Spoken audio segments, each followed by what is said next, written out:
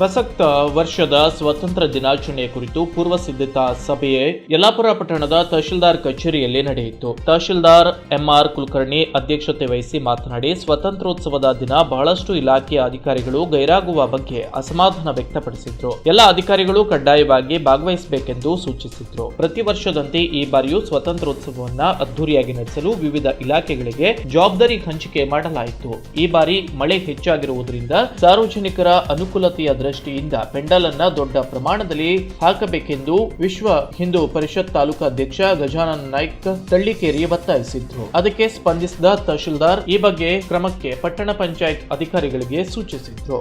ಧ್ವಜಾರೋಹಣ ಕಾರ್ಯಕ್ರಮ ಕ್ರೀಡಾಂಗಣದಲ್ಲಿ ನಡೀತಾ ಇದೆ.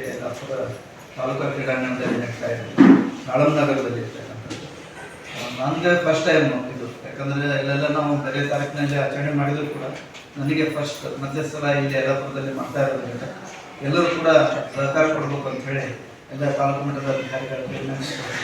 ಈ ವೇಳೆ ಬಿಒ ರೇಖಾ ನಾಯ್ಕ್, ಪಿಎಸ್ಐ ಸಿದ್ದಪ್ಪ ಗುಡಿ, ಸರ್ಕಾರಿ ನೌಕರರ ಸಂಘದ ಅಧ್ಯಕ್ಷ ಸಂಜೀವ್ ಕುಮಾರ್ ಹೊಸಕೇರಿ, ಸಂಘದ ರಾಜ್ಯ ಪರಿಷತ್ ಸದಸ್ಯೆ ರೇಷ್ಮಾ ಶೇಟ್, ಪಟ್ಟಣ ಪಂಚಾಯತ್ ಮುಖ್ಯಾಧಿಕಾರಿ ಕೇಶವ್ ಚೌಗಲೆ, ದೈಹಿಕ ಶಿಕ್ಷಣ ಪರಿವೀಕ್ಷಕ ಪ್ರಕಾಶ್ ತಾರಿಕೊಪ್ಪ, ಸಹಾಯಕ ಯುವಜನ ಸೇವಾ ಕ್ರೀಡಾಧಿಕಾರಿ ಚಂದ್ರಾಸ್ ನಾಯ್ಕ್, ಪ್ರಮುಖರಾದ ಜಗನ್ನಾಥ್ ರೇವಣಕರ್, ನಂದನ್ ಬಾಳಗಿ, ವಿವಿಧ ಇಲಾಖೆಯ ಅಧಿಕಾರಿಗಳು ಭಾಗವಹಿಸಿದ್ರು.